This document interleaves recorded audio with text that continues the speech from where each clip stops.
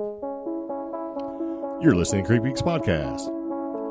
Today's podcast is brought to you by Audible. Get a free audiobook download and 30-day free trial at audibletrial.com/cheapgeek.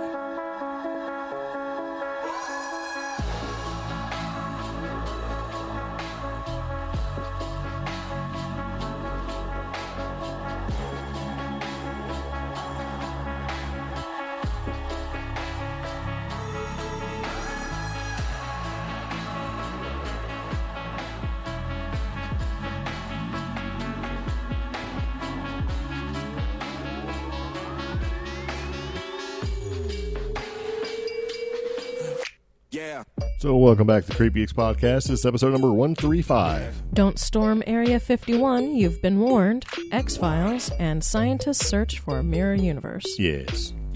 So thank you very much for tuning in to the CreepGeeks Podcast. We very much appreciate it. If it's your first time tuning in, happy birthday. If it's not your birthday, well, it will be someday. So anyway, we're back with the CreepGeeks Podcast, episode number 135. We got lots of good stuff to talk about. And for those of you tuning in for the very first time, my name is Greg. I'm Omi. And we're your host of the CreepGeeks Podcast. Yeah. So what's this podcast all about? Well, the CreepGeeks Podcast is an offbeat news podcast that takes a lighthearted approach to the paranormal, cryptid, strange, the silly, and trending tech topics circulating the web. Broadcasting paranormal news and fun stories from our underground bunker in the mountains of western North Carolina. Yes. Yeah. So this podcast, we have a lot to talk about this time. For the past couple podcasts, we've been talking about Area 51. Last podcast, we had Bobby, and Bobby did Contact in the Desert, and it's sort of relatively close to Area 51, I guess, in the grand scheme of things. If you're on the East Coast, where we are, broadcasting from a bunker studio, but this time it's not a bunker studio, it's our satellite bunker studio, an undisclosed location. Yeah. So there's that. So anyway, with this Storm Area 51 thing, it's gotten much larger. Too large. Yeah, too large. So yeah, we got to talk about it. Anyway, as we like to do with our podcast, we'd like to tell you all the ways that you can support the podcast, because you kind of have to do that these days. The easiest way to support the podcast, and this requires little effort on your part, is if you have a story or something that you'd like to share, we have a telephone number that you can call and leave a voicemail. Oh, yes. And that phone number is 575-208-4025. Yes, and we would appreciate that. And if you don't want to share something, you want to remain anonymous, that's no problem at all. We will respect your wishes. And another way to support the podcast, if you'd like to help us grow, and this is basically by providing us coffee money so we can buy coffee and drink coffee and sodas and things like that and keep the podcast up and running, flipping along, is that you can use Amazon and our special link.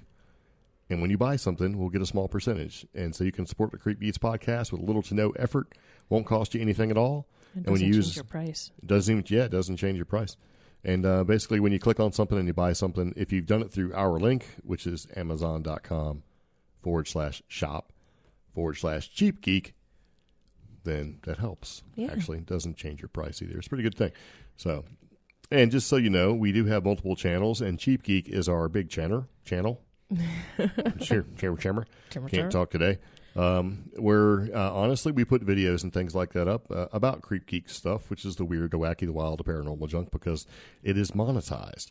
And at the end of the day, what helps us pay the bills is that sort of thing. So that's why we do that. So it's not a big deal. Yeah. If you're listening to iTunes or listening to us on iTunes or Apple Podcasts, Google Play, iHeartRadio, SoundCloud, Pandora, any of those places, and you see the ability to leave a comment or a link and you feel so inclined, please do. Yeah. Because it helps small podcasters like us grow. My lips are so dry from eating the salty pumpkin seeds. I'd like to say a special thank you to Mary for hooking me up with pumpkin seeds, and I don't need your filthy lip bombs, yes, gloss you do. stuff, lipstick stuff. Apparently you do. No, I'm going to drink some water here in just a second. But if those roasted salted pumpkin seeds are pretty tasty because, hey, for all you basic white girls out there, pumpkin season is almost around the corner. They've already started putting the Halloween decorations up, and it's still July. Yeah, that's true. Isn't that crazy? Yeah, I saw somebody's post, and it was like they were in a Target or something. Yeah, and they were very happy about it. I'm like, come on, man. What happened to September and August? We have a lot of events coming up. Back to school. Yeah, they skipped it completely. It's like, welcome back. You're not even going to school. You're going straight to Halloween Town. But like Greg was saying earlier, when you give a podcast a rating, it actually increases that podcast's visibility and allows it to reach more audience listeners and stuff like that. So we'll put links to, giving us a rating on iTunes, Apple Podcasts, and if you'd like, go ahead and leave us one on Facebook as well. Yeah, it helps. We do have a Facebook group. It's called the CreepGeeks Facebook group. Yes. Shockingly enough, where you can interact with us and we share funny things, weird things, kind of crazy stories and stuff like that. It's a pretty active little group. Have some wonderful moderators that are taking care of business, so feel free to leave a message there or jump in and contribute if you feel so inclined. You can certainly do that.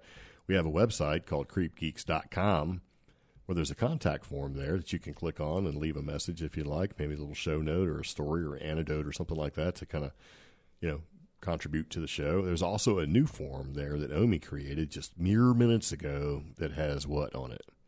Oh, it is our Western North Carolina Paranormal Directory. Yeah, it's basically our paranormal directory of people that do paranormal stuff, and you can kind of click on that and explore those groups that are there. And it's not just paranormal, and I'm currently building it out completely. Yes, but we're going to add. We have to add to it as we go along, basically. So, and it's paranormal, cryptid, metaphysical. Yeah, basically a lot of the organizations and researchers that we've worked with since moving here. Yes, and as time goes on and when we work with more groups and find more like-minded people, we're going to add them to that particular list. But if you'd like to be on that list, be sure to reach out to us through any of those methods we mentioned earlier. Heck yeah. Yeah. And with the podcast, we include all the notes and links and everything that we talk about in the podcast. You can peruse at your leisure at creepgeeks.com, and you can kind of take a look there. So anyway, now that all that good stuff is out of the way, we're going to go ahead and start our podcast the way we like to, with a interesting random factoid. Okay. And being as our factoids sort of pertain to the subject in which we're talking about, the subject in which we're talking about this particular time, and the last 2 times actually have been Area 51, which means aliens, weird stuff in general, that sort of thing. So it made sense to include an interesting random factoid, or factoids, that's plural, from X-Files. Yeah. So let me play some X-Files music.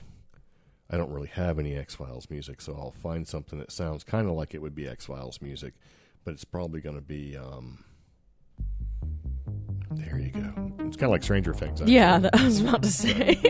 So just pretend that's X-Files music. Yeah.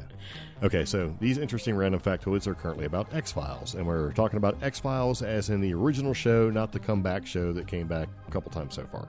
All right? Yeah. Okay, and so we're not going to do all of these random factoids about X-Files. We'll do a couple. The first one is number 10, just in case you don't know. The search is personal for Mulder. Fox Mulder basically has been looking for his sister. Yeah. Because she was abducted. Right? Yeah. So there you go.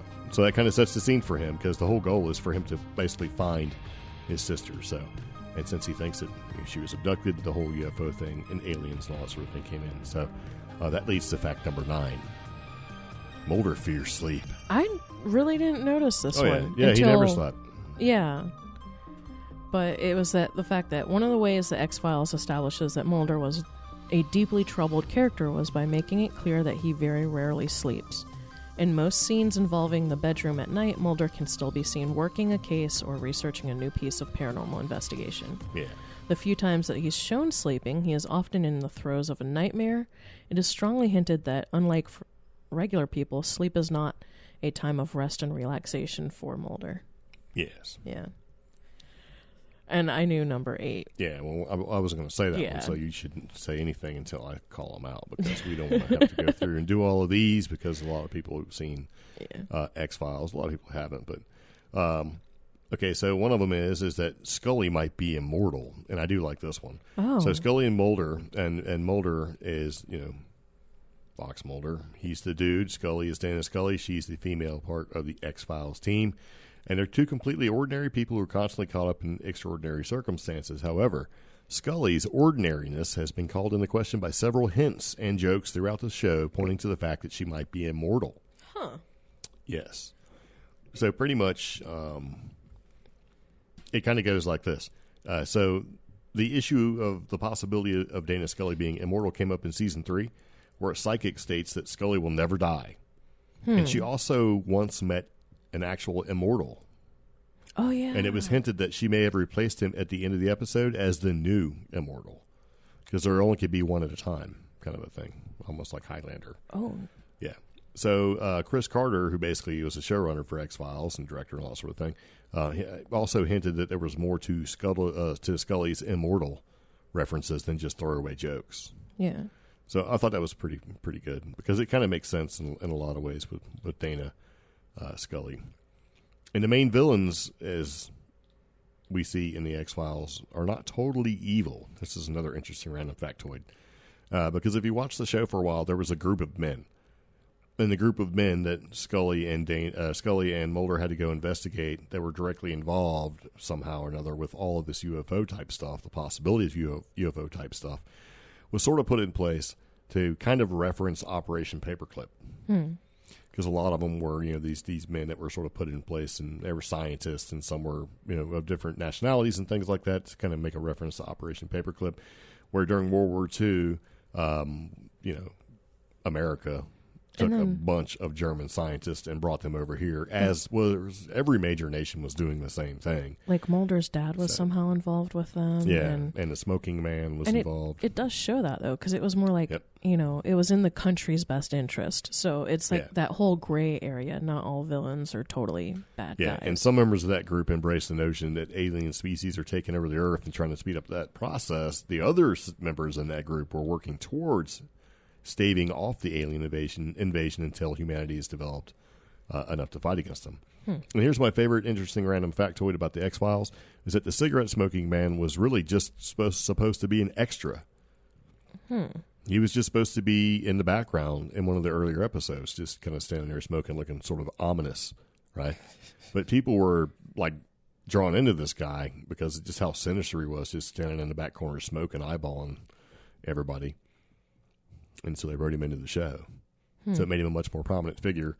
And so he became essentially the middleman for the syndicate, which is those group of men we were talking about, and the one who's in charge and carrying out their orders.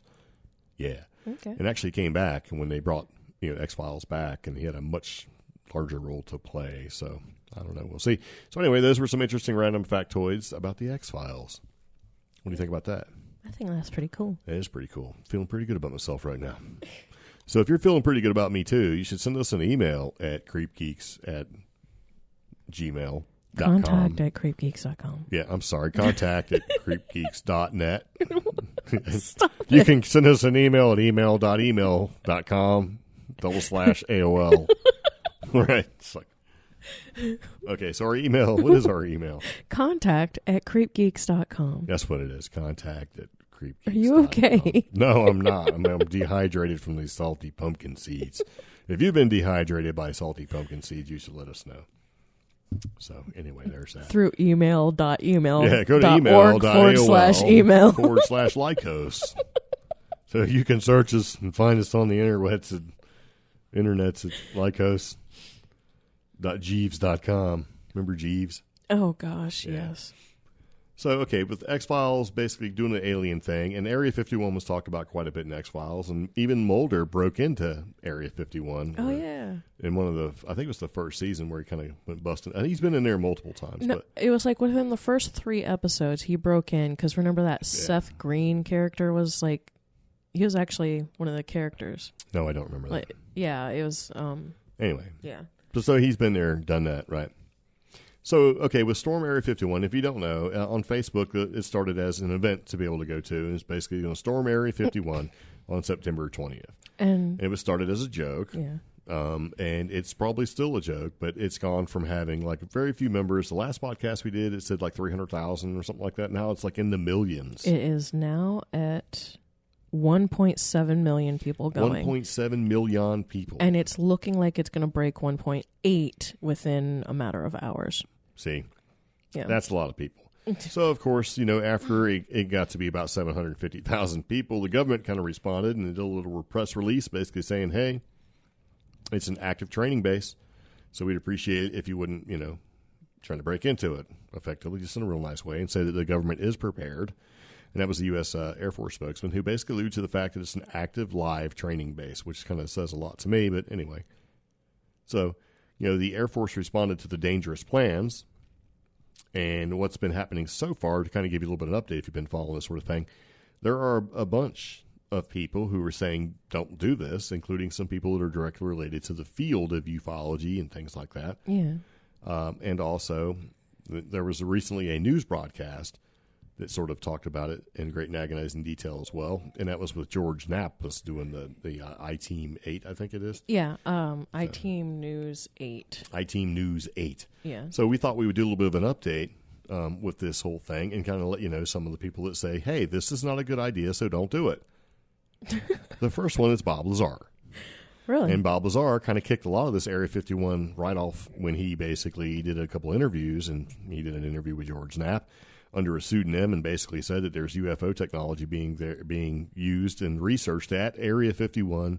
And before anybody freaks out, yes, we understand that Bob Lazar wasn't technically at Area 51. He was at S4, but it's still part of the Area 51 complex. But anyway, not splitting hairs. But he basically says that's not a good idea.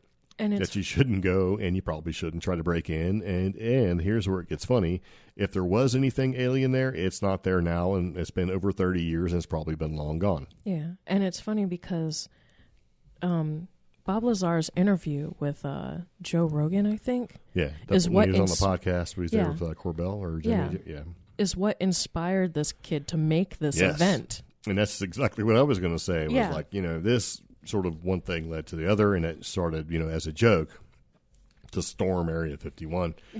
And, part of the joke was they're going to basically, have see so many. them aliens. Yeah. They're going to have so many people storming the base that they're going to be able to, get in there and get some answers without being shot. And going to do things like Naruto run and all this like dumb stuff. And the best meme that I have seen so far is that and it says, with all the ridiculous with Storm Area 51, the best thing is knowing that someone in the Army had to explain what a Naruto run was to some top star general. Yeah. Yeah.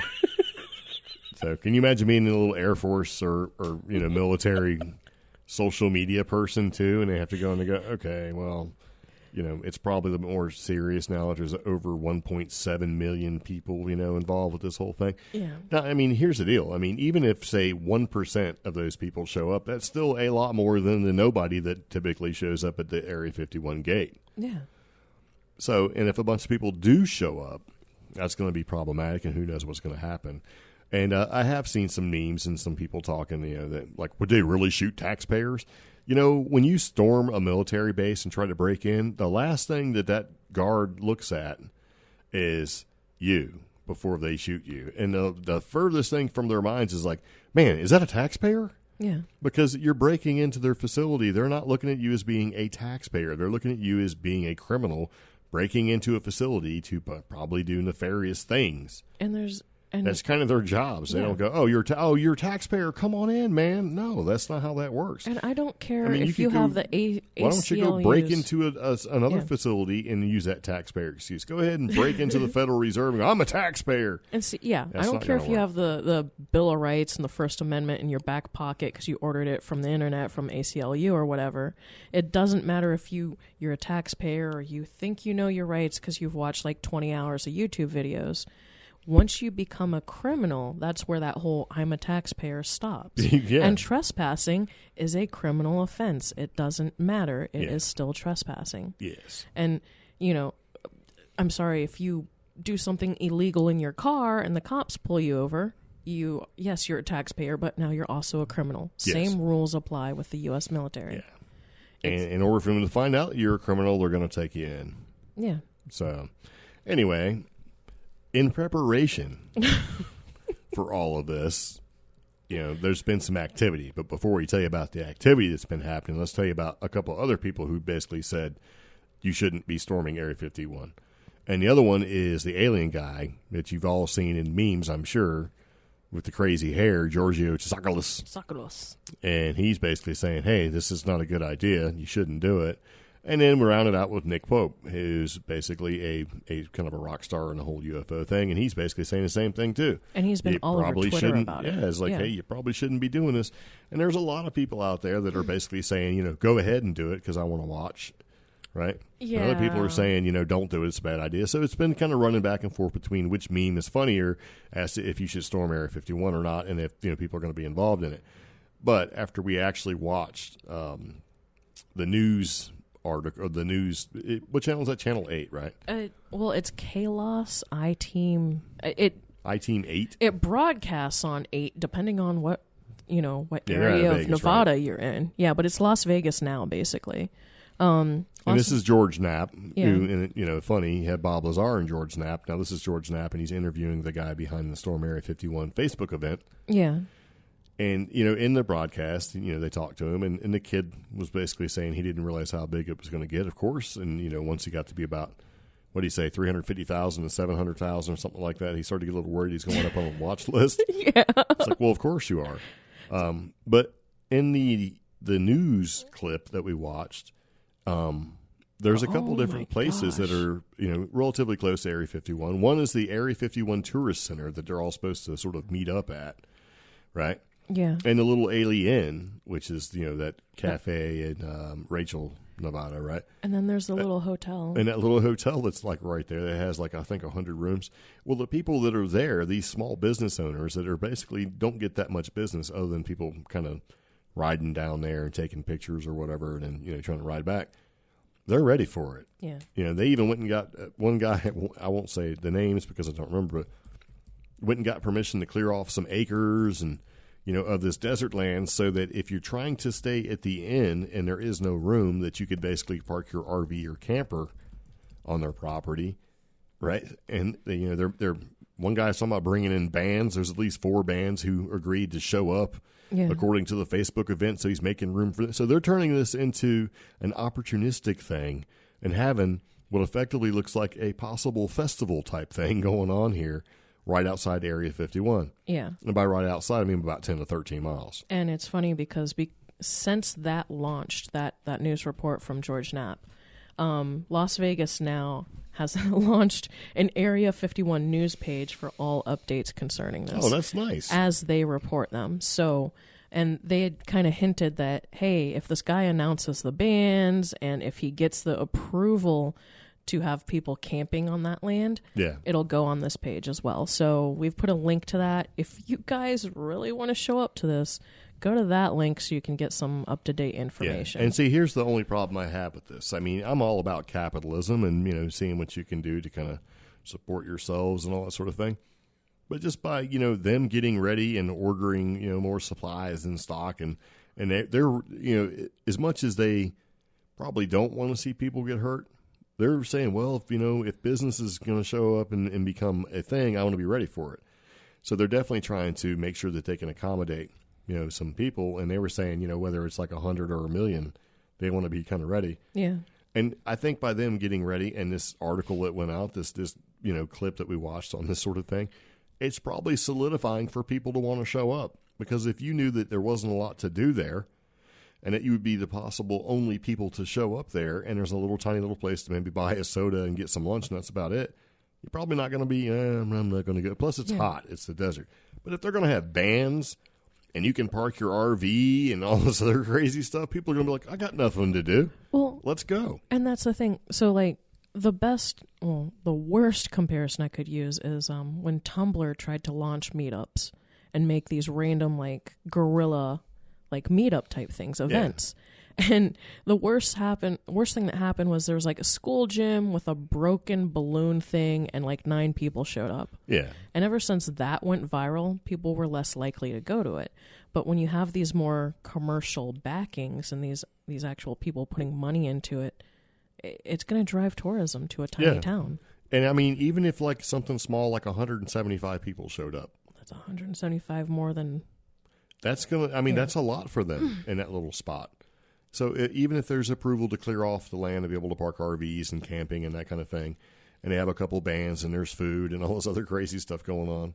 Bud Light teases special Area 51 labels, offers any escaped aliens free beer. Yeah, and they also said that they weren't going to sponsor the event. Yeah. And I think it was Blue Moon. Yes. Basically, so then how are the people going to keep hydrated because Bud Light's mostly water?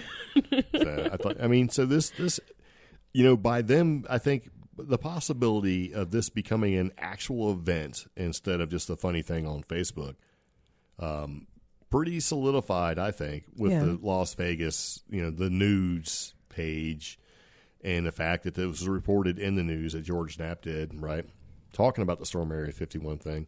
And the fact that they interviewed business owners who said, yeah, we're trying to get ready for it. And the other guy is trying to promote it with, we got 4 bands coming and we're going to have camping. And all. Now people are going to show up. You know what I mean? Yeah. Because the people that are jumping in late are not paying attention to this whole thing. If they've seen this news thing, they're like, sweet, let's go. So somebody is going to go. And it's going to get to the point where we're probably going to have to go out there. Just to see what happens. But if it turns into this big festival thing, maybe that's probably better than let's try to storm Area 51. Yeah. It's like, hey, we're all going to storm Area 51. So hold on, man, I'm not done with my hot dog yet. Well, that was my biggest concern was like, I have people on my Facebook and on my Instagram asking me if I'm going to go to this. And I had to stress, look, if I even show up within 10 miles of this, not only am I getting arrested, they're probably seizing all my gear. It's legal troubles. It's being arrested, basically. Yeah. And there's consequences. And plus, what if they decide to take some sort of preventative measures? People are going to get hurt. Yeah. Do I want to get involved in that? No. Yeah. Because, they're probably, if there's a bunch of people that show up, there's probably going to, start out nice. But I think some overreaction is going to happen. Yeah. I don't know. It's kind of a crazy thing, and it seems like this has also spawned other storm events. Oh, gosh. After Area 51, right? Yeah. The Bermuda Triangle is next. Yeah. Going to storm that. But you found a bunch of events. Storm events, on the Facebooks. Yeah, I got to pull that up because it disappeared again. Mysterious Universe did an article announcing, what happens immediately after Storm Area 51, which is funny because I had also done a similar thing where I fell down a rabbit hole of storm events. Yeah. The first one I found that I thought was really interesting was Storm Bohemian Grove 2020, which will happen July 15th, 2020 at 9 p.m. This technically is what showed up first before the Bermuda Triangle one. So the Bermuda Triangle one showed up a couple days later, and that was sail the sea toward Bermuda Triangle. We can't all get lost. And that's happening October 12th and 13th. I'm pretty sure you can. Now, it's the ocean. Happening Friday, September 20th, pretty much the same day as Storm Area 51 or same weekend, is Storm Snap-on Tools. Well, there you go. Maybe people don't want to spend $250 for a socket wrench like Storm. I'm pretty sure that would not be looked at as favorably as maybe even Storm Area 51. It'd probably be like, okay, this is like a smash and grab, right? Now, there's additional support events going on, like Area 51 Pocket Sand Support. And if you're a King of the Hill fan, you know exactly what that is. Yeah. Storm Area 51 with drones. This one already has almost 10,000 people interested in it. Yeah, that could be a bad thing. That could be a very bad thing, and that could change the military's, their reaction. They may not react. Yeah, and plus, it is a federal thing, and also if you illegally operate a drone, you have to worry about the FAA giving you a fine. And so I can totally see somebody catching a $10,000 fine. Yeah. For flying it flying it in restricted airspace. Wow, $10,000 times 10,000 people. So I can, and guess what? If the Federal Aviation Administration gives you a fine, you're going to pay that fine. Yeah. No, and then the last one to round things out, May 28th, 2020, storm the Cincinnati Zoo for Harambe. They can't trank us all. See, and I think that was just a little disrespectful. It is. I like the other one that's supposed to happen September 19th. It's called Synchronized Slapping the San Andreas Fault to Yeet, California. So basically, I think if everybody gets together and they can just smack the coast, smack the San Andreas Fault so that California just falls into the ocean. Now, I actually joined that group and got into their discussion and let them know that beforehand, 2 weeks before September 19th, where we're supposed to slap the San Andreas Fault to Yeet, California, there is a movement to fill the San Andreas Fault with ramen and repair it like those YouTube videos. Yeah. So, I don't know which one is more likely. Yeah. And I posted that in there and they all laughed and like, thanks for the heads up. We'll need more Kyles. Yeah.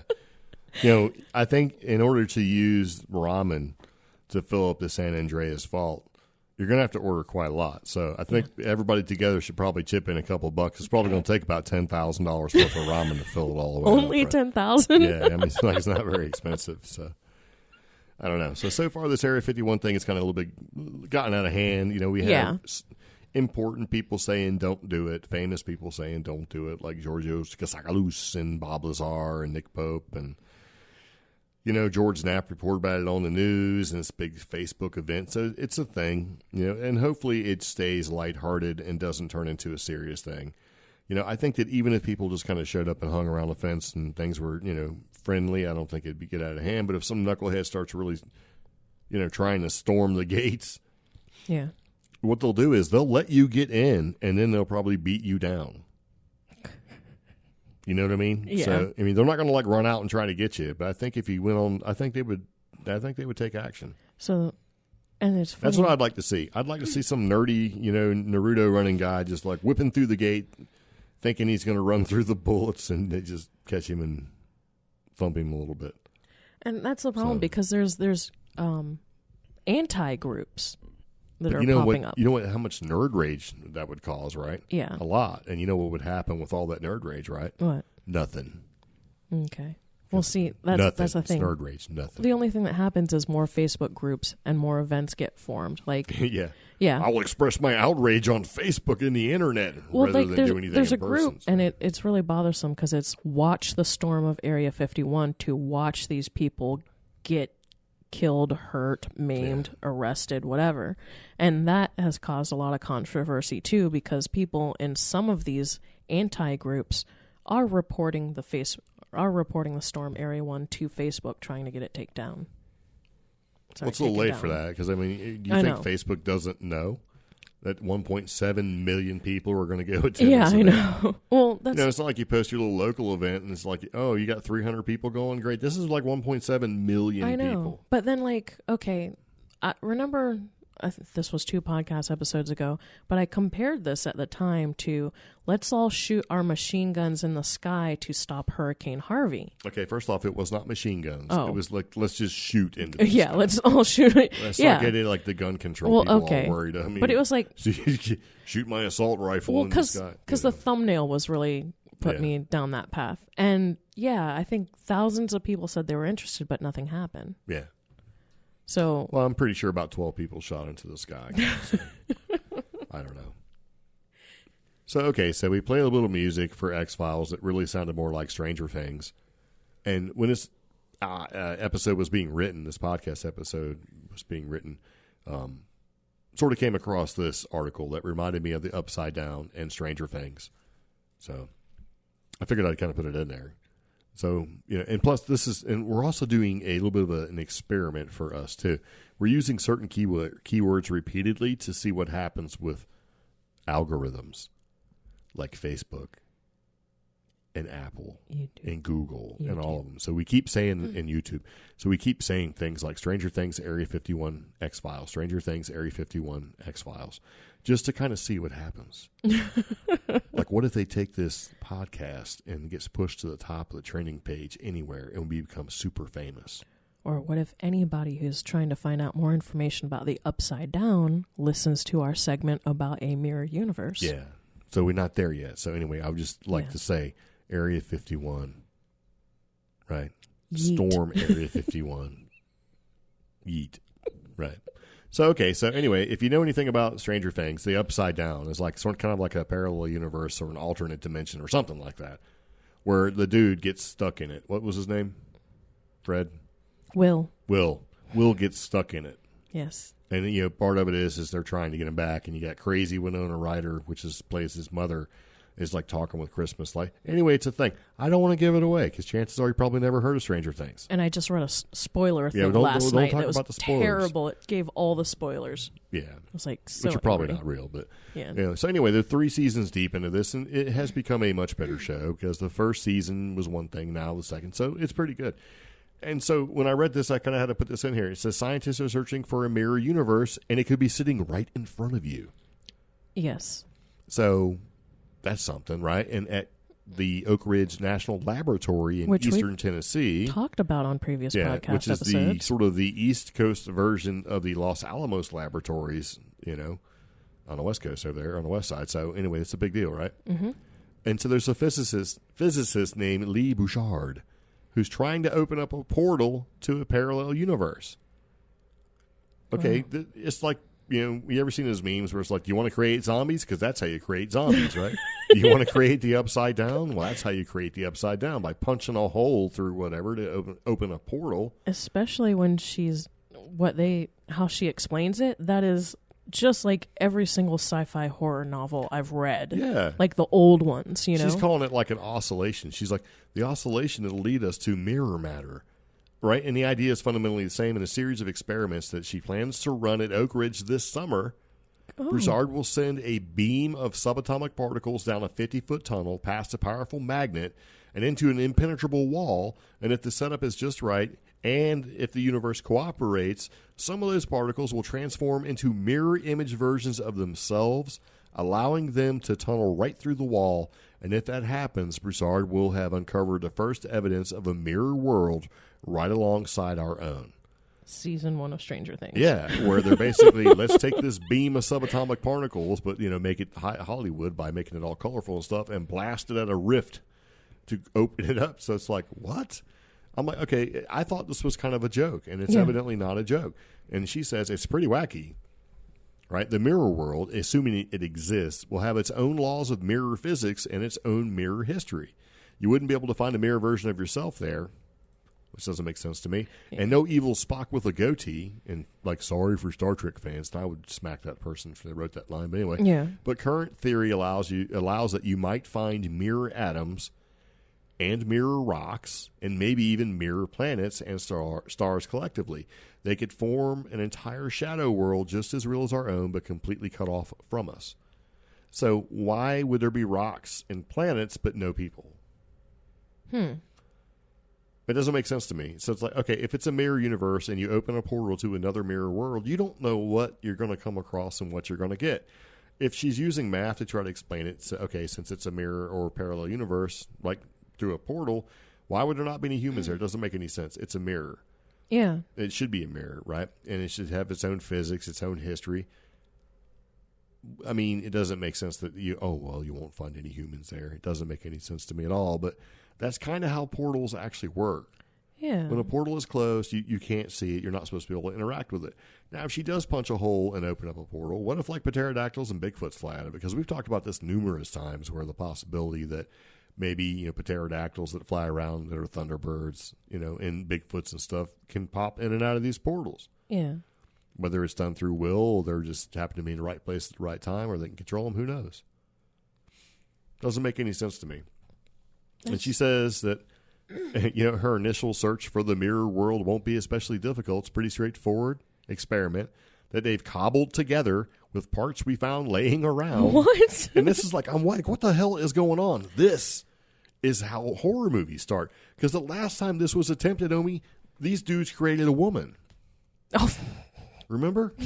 Weird Science, that's what they did, cobbled together some stuff. I was thinking the movie Event Horizon. That's okay, what I was Event Horizon. Yeah. And they created a woman using, stuff that they found, right? They created a horror dimension in the Event Horizon. Okay, that's what I said. You said a woman. Okay. But basically, they hobbled together some stuff, and that's what they come up with, right? Mm-hmm. So she says if she detects even one single mirror particle, it would prove that the visible universe is only half of what's out there, and that the known laws of physics are only other half of a broader set of rules. If you discover something new like this, the game totally changes. Yeah, that's how you create the end of the world or the upside down. True. And what if this sort of basically has ramifications that affect the Hadron Collider that's been whizzing stuff around there? That's, created our little what do you call that? When Morgan Freeman died in the African prison. Mandela. Yeah. Mandela. It's Mandela effect. Mandela effect. Mandela. You know, it's not. It's not George. I mean, it's, I think somebody called me out on a tweet for that. They were like, "Do you remember the Mandela effect?" Yeah. No, because it's the Mandela effect. It's Mandela. And I felt you know how so when they were attacked. showing that picture when it was basically Morgan Freeman, and they said, when it was and Morgan Freeman instead of Nelson Mandela. Yeah. Yeah, I thought that was pretty funny. But anyway, so I mean, if we already have this Mandela effect going on, where things aren't as you remember it for whatever reason, like one day you wake up and something's completely changed, and you're like, that hasn't been like that. Why is that different? And other people are like, it's always been that way. It's never been different. And you're trying to find that proof because they keep punching holes in something and changing our timeline, right? Mm-hmm. And then you add this where they're going to take some cobbled together parts that they found lying around and blast a hole to try to find a mirror universe. Either this has already been done and they're releasing this news, right, for those who are paying attention, from the Oak Ridge National Laboratory, from the U.S. Department of Energy. And so this has already happened, and they're going to basically publish the results a little bit later on because they've been doing this for a while. Or this is some just crazy news thing, or this is the beginning of the end. Oh, don't say that. Hey, it creates the upside down. I don't know. Because whenever I read stuff like this, it just seems super crazy. It's like, oh, hold on a second. So chances are that this has been happening for a while. So if this has been happening for a while, who's to say that all the uptick in basically paranormal and cryptid and all the crazy stuff that seem to be experiencing here lately has been ramping up over the past 10 years since we've been paying attention to it? Maybe it's because of things like this. Wow, I'm going to set a news kind of like alert Ghostbusters, right? For Oak Ridge, because they've got a lot of stuff going on. Well, they're a national laboratory, just like Los Alamos, right? And if we're wrong about Oak Ridge, you can, and we're not talking about Oak Ridge boys. We're talking about the laboratory. You can correct They're also us. working on a power plant type source, energy source, to explore deep space. They just retired the world's fastest, or they're going to be retiring the world's fastest computer, Titan, because he's no longer the fastest. Which means they have somebody better, probably like Ultra Titan or Titan 2. Yeah, or something weird like that, some kind of name. They've got a lot of stuff going on right now. Yeah. So pretty much the specific questions that people were talking about when you're in the hunt for mirror matter, right, came out of a small sort of esoteric mystery. Yeah. In the 1990s, physicists developed high-precision experiments to study how neutrons, and for those, I'm sure as you're well aware, those are particles that are found in the nuclei of atoms, like how they break down into protons, and that process is basically related to radioactivity. But the experiments took a strange turn. See, here we go. I'm telling you, man, it's like, I should be playing the Stranger Things, kind of like that music we had. Here we go, hold on. Yeah. So basically, it took a strange turn. Researchers found that neutrons created in particle beams similar to the ones that Broussard is going to use, right? Mm-hmm. And they last 14 minutes and 48 seconds, right? Yeah. And if you add 14, 1 plus 4 equals 5, to 48, 5 plus 4 equals 9, 9 plus 8 equals 17. You know what you have? What? It doesn't matter. It's just garbage. But anyway, so they lasted on an average of 14 minutes and 48 seconds before they decayed into protons. But the neutrons, stored in a laboratory bottle, right? They kept it in a bottle, seemed to break down a bit faster, 14 minutes and 38 seconds. And if you add, again, 1 plus 4 equals 5, 5 plus 3 equals 8, 8 plus 8 equals 16, which is 1 less than 17, that equals 10 seconds less. It doesn't seem like much, right? But the actual difference should be 0. They should be exactly the same, and their behavior should depend. It should be exactly the same. There should be no differences, right? So it shouldn't depend, not on one bit or whether or how they're examined. So it's a discrepancy that they took very seriously, right? And so this guy, Benjamin Grinstein, who's a particle physicist expert or particle physics expert at the University of California, San Diego, says it's not just between two experiments. It's a collection of how many experiments done independently by several groups, and the newest experiments conceived in part to resolve this disagreement have only made it worse. So they keep doing this, and they keep coming up with this discrepancy. In other words, where is the time discrepancy? If there shouldn't be any discrepancy at all if there is nowhere for the time to go. So this lost time, right? This 10 seconds, which is, be funny if it was like 11 seconds, if it was like 11 minutes and 11 seconds. Anyway. Yeah. So where is this discrepancy, right? And so it's getting worse. And so they explored the possibility that some of these neutrons may just be breaking down into particles other than protons. In other words, breaking down into a particle that we don't know exists, right? But they haven't found anything so far. And so the mirror matter offers a more elegant, if somewhat bizarre explanation. In other words, the reason why there's such a discrepancy there, which should be 0, but it's really 10, is because it's a mirror universe. So if that be the case, then how do they know this? And then to basically try to create a portal to see what's on the other side. And just like Stranger Things. And that's how you create the Upside Down. Yes. Yeah. So, and they're trying to figure out, like, hey, it's like some of these neutrons simply vanished. An ordinary neutron would cross over in the mirror and should transform into mirror neutrons, right? But they can't detect them after that point. So it's like some of those neutrons simply vanish. So where did they go, effectively? So if you connect the dots and you reach a far-out conclusion, the neutron experiments look kind of screwy, right? Because these physicists are unwittingly opened a portal to the mirror world. Yeah. So they're like, huh. So they keep blasting some stuff, and part of it doesn't make any sense, and it keeps going away. They're like, well, where's it going? So they keep doing it, and they're like, what if we're just basically blasting stuff into a mirror world? Can you and imagine? They're just doing it. So now they have to prove that there's a mirror world, and they're going to keep blasting it to prove that there's a mirror world because they don't know where that's the way to prove it. Yeah. That's like, hey, man, when I throw a rock down this hole, where does it go? And they just keep throwing more rocks down there. Eventually, the person that lives at the bottom of that hole is not going to appreciate you keep throwing rocks on them. I'm talking about you reptilians down at the bottom of a hole, somewhere like maybe Mel's hole. So anyway, Oak Ridge has this 85 megawatt nuclear reactor that can shoot out billions of neutrons on demand, right? So they got enough raw material to make that work. So that's not the issue. And the hard part is basically trying to figure out how some of those neutrons cross over into the mirror world. They don't even know if it's a mirror world. They're probably blasting some parallel dimension where they're just sitting there going, why do they keep throwing this shit at us? And then that parallel dimension's like, we are going to declare they're war. Mounting an attack. Yeah. It's like, you keep shooting these freaking neutrons at us. I'll show you, man. You get off my grass. It's the whole get off my lawn thing, right? Yeah. Not in my backyard, the whole NIMBY thing. So anyway, they got enough raw material. So the hard part is figuring out where they're going to how to make some of the neutrons cross over into the mirror world, and then it'll prove to her skeptical colleagues, Broussard will, right, that it really happened. So in other words, they're saying, oh, that's not really happening here, right? And it shows a picture of her staying on top of some yellow scaffolding next to what looks like a green trash can. It looks like some sci-fi junk, right? I guess that's what a nuclear accelerator looks like. I don't know. So anyway, they're going to run the experiment. It's going to take about a day. They're going to collect the data, weeding out every possible source of error, right? And it might take a few weeks or more. And see, that's what happens, right? They're going to basically blast this to try to see what happens to these mirror neutrons. And then they're going to go, okay, we got all the data we need. And they're going to turn it off and walk away. And there's going to be a little sliver, that little bright spot somewhere that's going to keep growing and growing. Like in growing. every sci-fi movie. Like in every freaking, yeah. Like a little bit left over that nobody notices is what turns out to be the problem. So she's going to be looking for any telltale neutrons, right? And once she gets past the barrier of turning them into mirror neutrons, and then she's basically just going to come down to this. I wonder if this is how the Marvel universe starts, because we are blasting neutrons into another universe, probably turning people into Avengers. Yes. In that or other metahumans universe. If you're in the DC world, because you can't say mutants because mutant was basically owned by Sony. Right? But yeah, so what if we're just, okay, so are they going to be able to shine neutrons through a wall? We should see no neutrons, according to the conventional physics theory.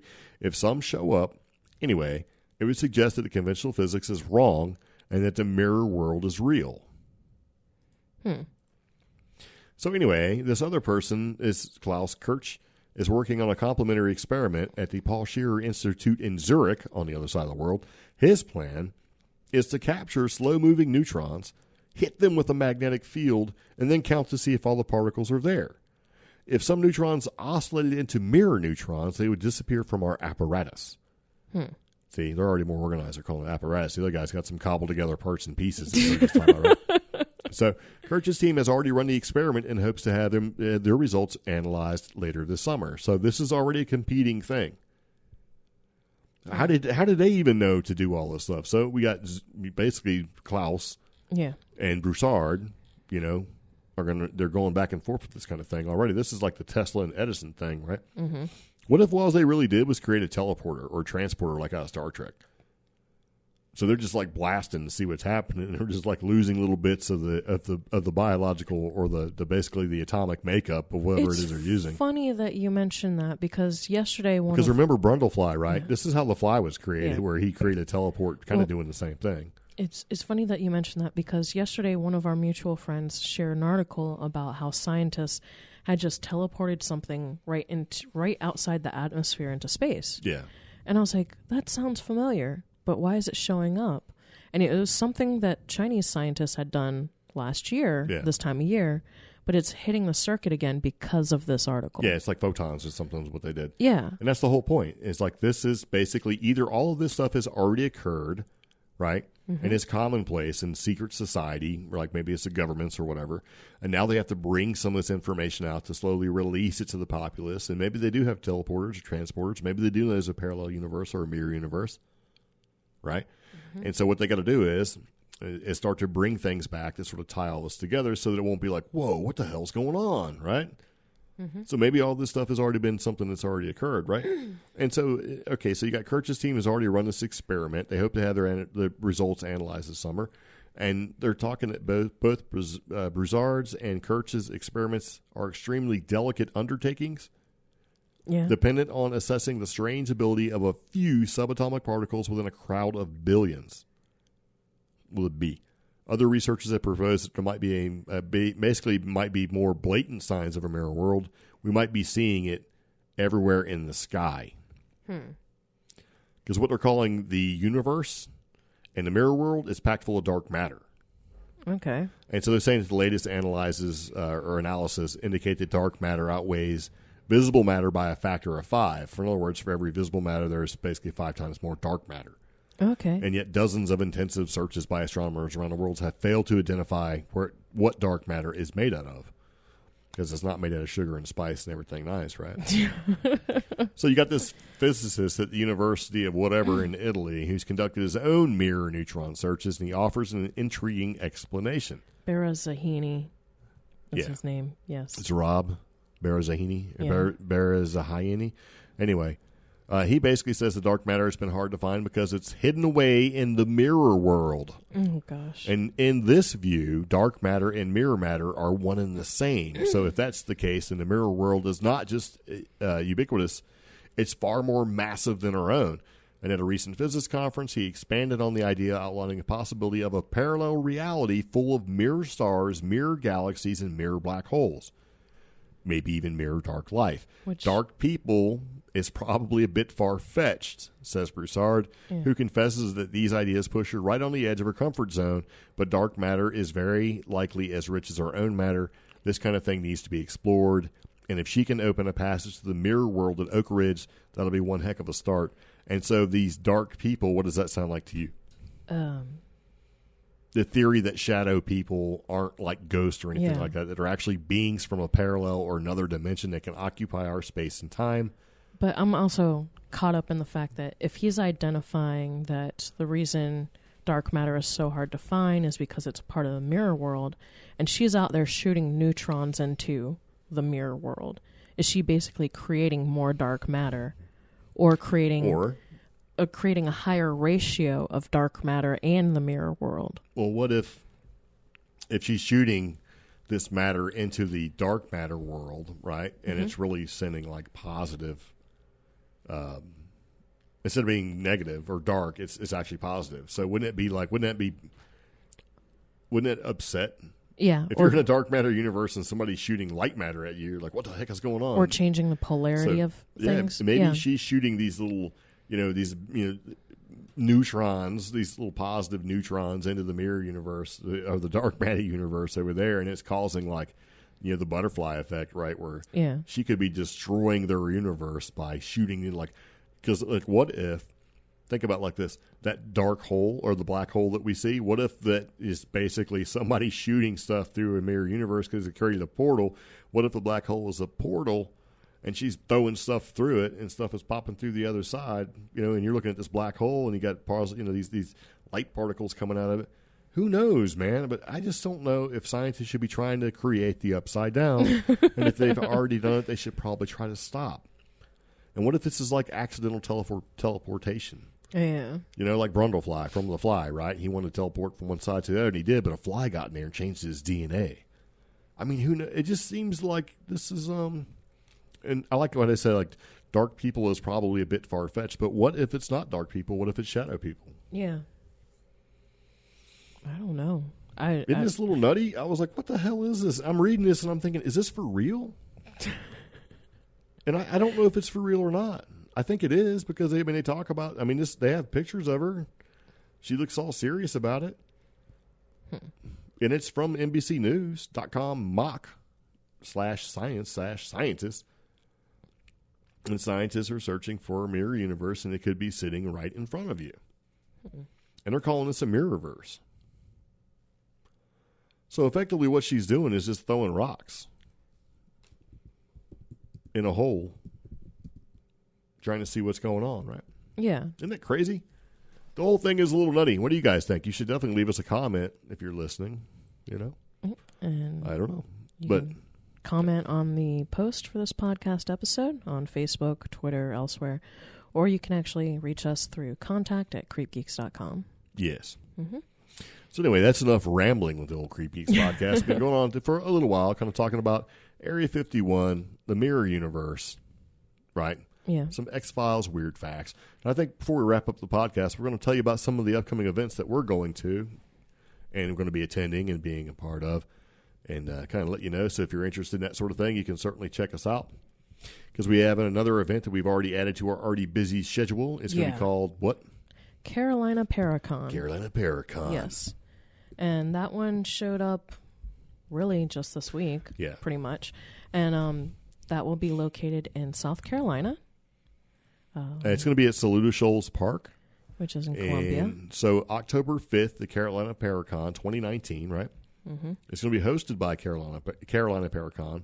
It's also going to be hosted by Toby and Tony. Toby and Tony do Afterlife Paranormal, and they've got some events coming up, right? That they kind of put together for this sort of thing. Some ticketed speakers and that kind of thing. Well, actually, I don't know if it's ticketed speakers just yet, because it's still a little bit ways off. But you can get tickets by going to afterlifeparanormal.ticketleap.com. And as we get closer to the event, we'll tell you more about it. But it looks like if there are tickets still available, they're going to be about $12 or so. Because what it is it's going to be a paranormal trade show, and it's going to be 25 plus vendors, including special guest speakers, and basically psychics, mediums, ghost hunters, cryptozoologists, and alien abductees will all be there to tell a story and answer some questions. And the cool thing is that on-site food trucks are going to be there.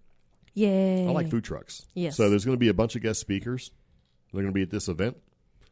And I'm looking at some of the guest speakers. You have Toby and Tony from Afterlife Paranormal. Yep. You also have the Bigfoot guys. Yep. Lucky Bellacamino. Not sure. Yeah, Bellacamino. Okay. A gifted psychic and spirit medium. South Carolina Ghostbusters. Yes. You have Eric Mitchell, who is an alien contactee. Yes. And James Anito, who is a demonologist, deacon in the Old Catholic Church, and paranormal investigator. Yeah. Yeah. They are slowly rolling out the full list of all the special guests and speakers. Yes, So, and we'll be there, and our hopes is to do our live podcast from Paracon. So, internet willing, we will certainly be doing that sort of thing. So, it's going to be fun. So, we're going to be there as well. You should kind of pop by and check us out. We do have a link that you can click on in the show notes, or if you want to, you can just go to Facebook and search for Carolina Paracon 2019. You should be able to find some information there. So, that's the latest event that's been added to our already busy schedule, but we do have one coming up next week. Yes. I'm a little nervous about it. Well, yeah, I'm just a little nervous about it. But this is the Smoky Mountain Bigfoot Conference. They have pretty much sold out of their VIP tickets. Yeah, they sold out of tickets completely. Okay. From what I understand, there are no more tickets available for the Smoky Mountain Bigfoot Festival. And conference. Oh. Yeah, they have a couple cool guests there. They're going to have Cliff Barackman's going to be there. Matt Pruitt's going to be there. Scott Carpenter's going to be there. John Bruner, Matt Sieber. It's supposed to be the big thing, or the latest, and it's new. I think this is the first one they're having. Yeah, it's the first one, and it's sold out. They weren't. Yeah. They even posted on their own social media presences, "We were not expecting this response. Thank you guys." You know, but it's pretty big. It's in Gatlinburg, Tennessee, and we'll be there. Yeah, John Bruner from Bigfoot 911. He's also from the Western North Carolina area. Check that link, and then the last thing that we'll be attending is the Cherokee Legends Comic-Con. Yeah, we have 2 more events after that. Oh, yeah. We're not going to talk about that. So we, if you have bought tickets to the Smoky Mountain Bigfoot Conference and you're going to be there next Saturday, look us up. We'll be there. You'll be able to find us by the sign that says CreepGeeks on it. Yeah. Well, I mean, people, how do we find you? Look for the sign that says CreepGeeks on it. Yeah. So we'll be there, and we'll have lots of swag and things to talk about. So if you have anything you want to talk about with us while we're there, please do. Stop by, say hello. See you heard it on the podcast. It's going to be good. But, yeah, pretty much I think that's really about it. Okay. As far as, what's going on with the state of the podcast on this particular day. So, yeah. You got anything else? Nope, that's it. Very nice. So if you have any questions, comments, concerns, or anything like that about the CreepGeeks podcast or just us in general, you'd like to reach out to us, please do. We welcome those forms of contact. Probably the easiest way to get a hold of us is Facebook. Just go to Facebook, look for CreepGeeks. You'll find us. You can definitely send us a message there. We are on all forms of social media. You can check out our Instagram page and direct messages there. And this podcast, if you want to just do some word of mouth and recommend us to your friends on social media or just tell them about it, we are on all major podcast platforms. Yes. Including Pandora and Spotify. Yes. So if your friend's got an Android or an iPhone, they can find us. Yes. And we do post our podcast. It shows up on YouTube as well. And from there, we'll share it off to Facebook. So if you want to listen to the podcast, you can listen to it on Facebook as well. Or go to creepgeeks.com and listen there when we have our podcast. New podcasts typically show up on Mondays and Wednesdays. So, and that, of course, really depends on your download schedule, but normally twice a week. So, anyway, we enjoy that because we do. And we do appreciate people taking the time to listen to us. It's making our podcast grow, which is very, very nice. So, anyway, that's about all I got. Yep. All right. So, anyway, see you later. Take it easy. Bye-bye. Bye.